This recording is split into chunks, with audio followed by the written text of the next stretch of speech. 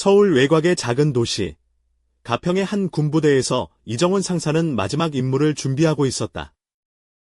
22년간 군인의 길을 묵묵히 걸어온 그는 동료들과 상관들에게 깊은 존경을 받았다. 특히 그의 지휘관인 김도연 대령과는 10년간 함께 복무하며 단단한 신뢰를 쌓았다. 두 사람은 세 차례의 해외 파병을 함께하며 진정한 전우회를 나누었다. 준비됐나, 이 상사? 김대령의 얼굴에는 세월과 전투의 흔적이 깊게 새겨져 있었다. 그의 눈빛은 냉철했고 그동안 많은 결정을 내려 부대를 안전하게 지켜온 책임감이 묻어났다. 나이 36의 이정훈보다 겨우 5살 많았지만 그의 군 경력은 누구보다 빛났다. 언제나처럼 준비됐습니다. 대령님. 이정훈은 M4 소총을 점검하며 차분히 대답했다. 큰 키에 탄탄한 체격, 거칠지만 단단한 손은 젊은 시절 건설 현장에서 일하며 다져진 것이었다. 짙은 흑갈색 머리카락에는 서서히 회색빛이 섞여 있었고 짙은 초록색 눈동자는 수많은 전투 속에서도 흔들리지 않는 결의를 담고 있었다. 이번 임무는 간단했다. 의료 물자를 실은 호송대를 파키스탄 국경 근처 전방 기지까지 호위하는 것. 정보에 따르면 위험은 적었지만 이 상사는 직감적으로 뭔가 낌새가 좋지 않다고 느꼈다. 수년간의 경험은 그에게 불길한 예감을 믿으라 가르쳤다. 호송대는 장갑차 세대로 구성되어 있었고 김대령과 이정훈은 선두 차량에, 후방은 부사관 박민수 중사가 맡았다. 험준한 산길을 통과하는 코스는 오랫동안 수많은 희생자를 낸 곳이었다. 딸 얘기 좀 해봐라. 김대령이 운전대를 잡으며 갑자기 말을 꺼냈다. 임무 중 대화는 드물었지만 이정훈은 이번이 마지막 파병이라는 생각에 잠시 마음을 열었다. 루나는 이제 16살이에요. 얼굴에 미소가 번졌다. 엄마랑 제가 바랐던 모습 그대로죠. 똑똑하고 마음씨도 착하고 세상을 바꾸고 싶어해요. 동물보호소에서 자원봉사도 하고 성적도 우수해서 서울대 수의학과를 목표로 하고 있죠. 마음은 편한가? 마누라는? 김대령가 묻자 이정훈은 잠시 망설이다 답했다. 강한 여자예요. 늘 그랬죠. 집안일 챙기고 병원에서 간호사로 일하면서 루나도 잘 돌봐주고요. 제가 참 행운하죠. 하지만 이 대답 뒤로 김대령의 목소리에는 알 수 없는 긴장감이 배어 있었다. 사실 김도연은 몇 달 전부터 이정훈의 아내 김민정에게 편지를 보내며 점점 개인적인 관계를 맺고 있었다. 처음에는 이정훈의 안부를 전하는 척했지만 점차 그 경계를 넘어 그녀의 외로움과 불안을 교묘히 조종했다. 그때였다. 도로 아래에 숨겨진 폭발물이 터졌다. 작은 마을 앞의 도로에 설치된 임시폭탄은 치명적인 살상을 목표로 한 것이 아니라 차량을 무력화시키고 대혼란을 일으키려는 정교한 공격이었다. 연기와 먼지가 자욱한 가운데 이정훈은 본능적으로 무의식에 빠진 김대령을 구출했다. 모르핀 상자들이 사라졌어요. 김대령의 눈이 또렷하게 떠지며 속삭였다. 그 목소리는 전장의 총성보다 더 섬뜩했다. 그 약품은 파병 기지까지 가야 했는데 이정훈은 주위를 살폈고 확실히 중요한 의료 보급품과 몰핀 박스가 흔적도 없이 사라진 것을 확인했다. 대령님, 이건 불가능한 일입니다. 저 상자는 폭발에도 견디도록 설계됐어요. 하지만 김대령은 불편한 표정을 지으며 낮은 목소리로 말했다. 이건 단순한 군 작전이 아니야. 이 상사, 이 거래는 고위층 몇몇이 군 감시 없이 진행하려던 비밀스러운 일이지. 네가 이걸 알아버렸어. 이 순간부터 이정훈의 인생은 뒤바뀌었다. 김대령은 이정훈이 충격과 혼란에 빠진 것처럼 꾸며 그의 신뢰를 배신했다. 폭발 사고 이후 불과 몇 시간 만에 이정훈은 몰핀 절도 및 음모 혐의로 조사를 받게 되었고 김대령의 증언이 모든 증거의 핵심이 되었다. 그가 믿었던 전우가 적이 되었고 정의는 무너졌다. 군사 재판이 열린 곳은 경기도 파주에 위치한 육군 법무단 청사였다. 이정훈 상사는 22년간 쌓아온 명예가 순식간에 무너지는 현장을 마주했다. 재판장인 이재명 중령과 2명의 심사관은 냉정한 표정으로 그를 바라보았다. 그들의 눈빛은 실망 그 이상의 무게를 담고 있었고, 이 상사는 그 무게가 칼날보다 더 날카롭게 자신을 찌르는 것을 느꼈다. 이정훈 상사, 당신은 통제약물 유통공모, 직무태만, 그리고 부적절한 행동으로 기소되었습니다. 어떻게 답변하겠습니까? 이 중령의 목소리는 사법 권위를 뚫고 나왔다. 전 모든 혐의에 대해 무죄를 주장합니다. 중령님. 군에서 배정한 변호사 박성민 대위는 유능했지만 검찰의 치밀한 공세 앞에 긴장한 모습이었다. 검찰은 이 상사를 절박한 병사로 묘사하며 몰핀을 팔아 딸의 대학 등록금을 마련하려 했다는 이야기를 조목조목 제시했다. 특히 김도연 대령의 증언은 완벽한 연기였다. 그의 군복은 훈장으로 빛났고 법정 내 모든 이가 경외심을 보였지만 이정훈만은 냉혹한 배신감에 치를 떨었다. 재판 전부터 이 상사는 이상한 행동을 보였습니다. 의료 보급품, 특히 통제 약물에 대해 지나치게 질문했고 딸 학비 걱정까지 늘어놓았죠. 김 대령의 음성은 실망과 우려가 섞인 연기였다. 이정훈이 가장 믿었던 부사관 박민수 역시 증인석에 섰다. 3년간 그와 함께 복무한 그였지만 도연 대령의 협박에 굴복해 증언을 바꾸었다. 상사님이 임무 전부터 긴장했고 개인 통신장치를 자주 확인하는 등 평소와 달랐습니다. 그의 눈길은 이정훈을 피했다. 이정훈의 마음은 무너졌다. 그가 보호하고 키워온 부하가 배신의 칼날을 꽂았다. 하지만 그 배후에는 김도연 대령의 그림자가 짙게 드리워져 있었다. 그는 박민수의 도박빚을 이용해 협박했고 증언을 강요했다. 박성민 변호사는 진실을 밝히려 필사적으로 싸웠다. 이정훈 상사는 20년 넘게 충성했고 그 명예를 걸고 증거를 요구합니다. 돈은 어디에 있습니까? 거래 상대는 누구죠? 그런 증거는 단 한 점도 없습니다. 하지만 검찰은 이미 한 수 앞서 있었다. 김 대령은 조작된 통신 기록까지 제출하며 이정훈이 현지 마약상과 접촉했다는 허위 정보를 퍼뜨렸다. 이 기록은 실제 정보의 일부를 왜곡해 만든 것이었다. 재판은 3일 만에 종결됐다. 유죄 판결과 함께 25년 징역과 강등, 모든 급여 몰수, 그리고 불명예 제대가 선고되었다. 이정훈은 그 순간 영혼이 조각나는 듯한 고통을 느꼈다. 그가 사랑하고 믿었던 군대는 그를 버렸고 정의는 허울뿐이었다. 재판이 끝나고 군사경찰들이 그를 연행하려 할 때 김도연 대령이 다가와 차갑게 말했다. 이렇게 된 게 안타깝다. 이 상사. 그리고는 살짝 속삭였다. 민정이, 이정훈의 아내, 가 안부 전해달래. 내가 없는 동안 꽤 가까워졌거든. 이정훈의 눈동자는 살기가 번뜩였지만 수갑에 묶인 손은 꼼짝할 수 없었다. 배신의 깊이를 뼛속까지 깨닫는 순간이었다. 네바다 사막 외곽, 인적 드문 군 교정시설 브라운 캠프는 공식 감시와 실무 필요성 사이의 어두운 경계에 존재했다.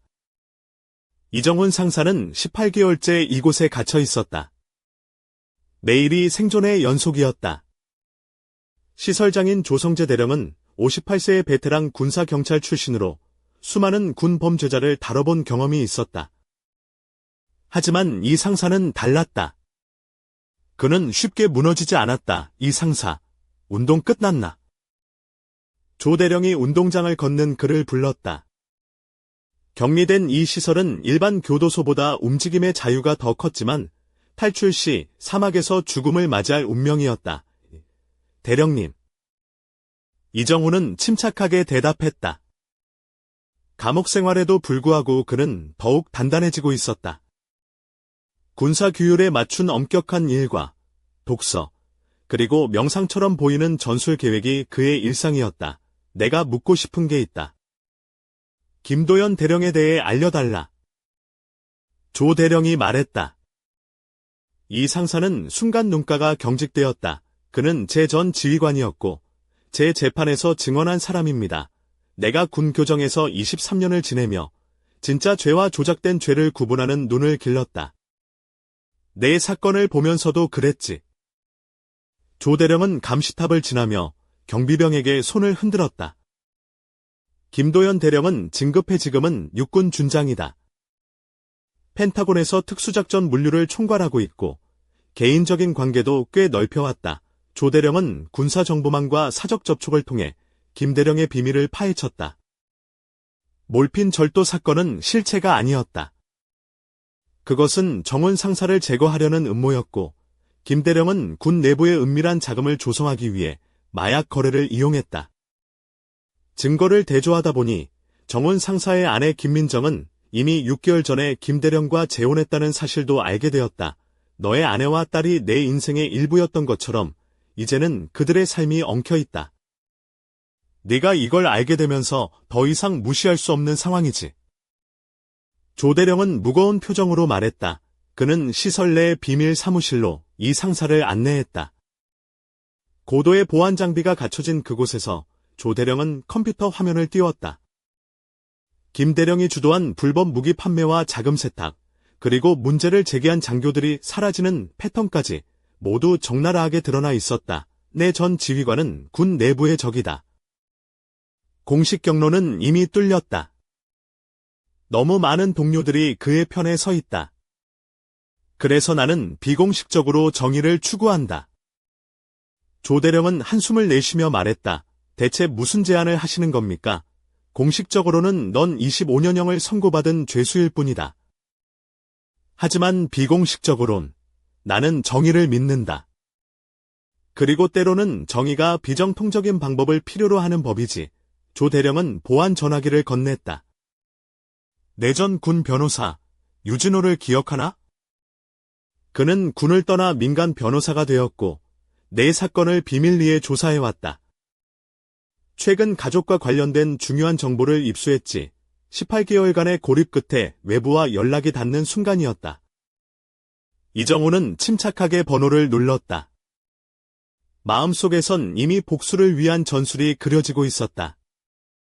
김도연 대령이 저지른 실수는 단 하나였다. 그가 아직 살아있다는 점이었다. 이제 그 대가는 반드시 치를 것이다. 이 상사, 드디어 통화가 되네요. 유진호 변호사의 목소리는 피곤하지만 분노로 가득 차 있었다. 공식 경로는 다 막혔고 내 소식을 전하려고 얼마나 애썼는지 몰라요. 김 대령 측에서 통신을 철저히 차단해놨더라고요. 유 변호사님, 목소리 들으니 다행입니다. 이정훈의 목소리는 차분했지만 속은 불타올랐다. 조성재 대령이 얘기해줬어요. 근황도 알고 계시다니 그 이상이야. 난 내 사건을 뒤집을 증거를 모으고 있어. 그런데 그것만이 아니야. 더 큰 문제가 있어. 말해봐요, 내 딸. 누나가 위험에 빠졌어. 지금 내가 보호하고 있지만 그녀가 겪은 일은? 말로 다 할 수 없어. 전화기 너머 유진호의 목소리가 잠시 떨렸다. 누나는 내가 알던 그 똑똑하고 용감한 아이야. 몇 주 전 내 사무실에 찾아왔는데 온몸에 상처가 가득했고 죽을 만큼 두려워했어. 그녀가 가진 증거는 김 대령과 그의 범죄 네트워크를 무너뜨릴 만한 것들이야. 어디에 있죠?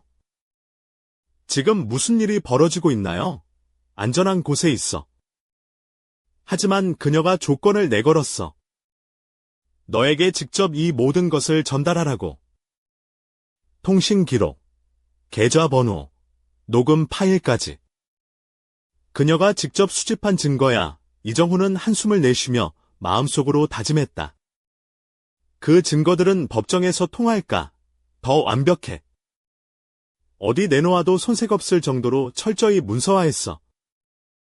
하지만 김 대령은 이미 누나가 증거를 갖고 있다는 걸 알았고 집을 뒤졌다는 정보도 들어와. 그럼 지금 그녀의 위치는 아무도 몰라. 누나는 겨우 탈출했어. 창문으로 뛰쳐나와 10km 넘게 달려내 사무실까지 왔어. 김 대령은 그녀를 가출 청소년으로 몰아 여러 기관에 수색을 의뢰했어. 법정 명분을 만든 셈이지. 우와, 김 대령 참 교활하군요. 내 딸을 위험에 빠뜨리다니. 유 변호사, 지금 당장 무엇을 해야 할까요? 지금은 안전한 곳에서 증거를 정리하고 있어. 내가 탈출한 이상 그녀를 지키는 게 최우선이야. 그리고 김대령은 곧 자취를 감출 거야. 돈을 빼돌리고 해외로 도망갈 준비를 하고 있어. 시간이 많지 않아. 이정우는 창밖의 어두운 하늘을 바라보며 결심했다. 복수, 정의, 그리고 가족. 이번엔 내가 반드시 끝을 봐야겠다. 그럼 유 변호사, 루나를 꼭 부탁해요. 그리고 내 계획에 맞춰 증거를 전 세계에 알릴 준비를 해줘요. 이미 움직이고 있어요. 워싱턴 포스트, 한겨레 신문, JTBC, 국방위원회 등 주요 기관에 전송 대기 중입니다. 고맙소. 이제 시작이군. 통화를 마친 이정우는 창가에 서서 먼 사막을 응시했다. 긴 잠에서 깨어난 맹수처럼 그는 이제 복수를 향해 움직일 준비가 되어 있었다. 김대령이 저지른 배신과 자신의 삶을 파괴한 진실을 낱낱이 밝혀낼 시간이 다가오고 있었다. 조성재 대령은 해가 지는 사막을 함께 거닐며 말했다. 이 상사, 내가 가진 탈출 은폐 훈련은 어느 정도인가? 기본적인 특수부대 도시, 사막 생존 훈련은 모두 받았습니다. 이정후는 주저하지 않고 답했다. 좋아. 조 대령은 보안카드로 한쪽 문을 열었다. 안에는 청소도구 대신 특수무기와 통신장비, 전술장비가 가득했다. 23년간 감방에서 몰수한 물품들이다. 군인들이 뭘 밀반입 하는지 보면 놀라울 정도야. 이정우는 조심스레 장비들을 살폈다. 야간 투시경, 소음기 달린 권총, 폭발물, 감시장비 등 특수 임무에 필요한 모든 것이었다. 대령님, 정확히 어떤 제안이십니까? 조 대령은 태블릿을 켜며 설명했다. 김도연 준장은 너무 자신만만해. 내 탈출과 공격 때문에 초조해져서 실수를 연발하고 있어. 군사정보망과 내 연락망이 그를 주시 중이다. 그의 은신처 위치와 통화 기록, 자금 흐름까지 모두 확보했다. 그 은신처가 어디죠? 강원도 태백 근처 산악지대에 있는 별장이다. 그가 핵심 인물 6명과 함께 있다. 이들을 동시에 제거하면 조직은 와해된다. 이정후는 침착히 정보를 분석하며 말했다. 그 별장은 방어가 튼튼하지만 완벽하지 않다. 내 딸은 거기에 없다. 김 준장은 딸 위치를 극비에 붙이고 있다. 그걸 알아내려면 그를 살아서 잡아야 한다. 맞다. 그리고 내 예쁘아 박민수가 그곳에 있다. 그 자식은 내 재판에서 증언한 배신자지만 내 정보로는 도박빚에 쫓겨 어쩔 수 없이 협력한 거다. 이정후는 굳게 다짐했다. 그를 만나 진실을 듣겠다. 조 대령은 진지하게 말했다. 공식적으로는 내 탈출을 인정하지 않는다. 내가 잡히면 징역 추가다. 하지만 난 내가 나라를 위해 정의를 실현하길 바란다. 죽음을 각오한 임무군요. 그래, 내가 선택할 길이다. 장비는 자유롭게 써라. 그리고 오늘 밤 보안 시스템의 고장난 틈을 타 탈출한다. 8시간 후면 정상화된다. 그때까지 최대한 움직여라. 이정우는 장비를 챙기며 마음속으로 계획을 세웠다. 정의와 가족을 위해 이 싸움은 반드시 끝내야 한다. 사막의 어둠 속에 그는 조용히 출발했다. 이제 진짜 사냥이 시작되려 한다.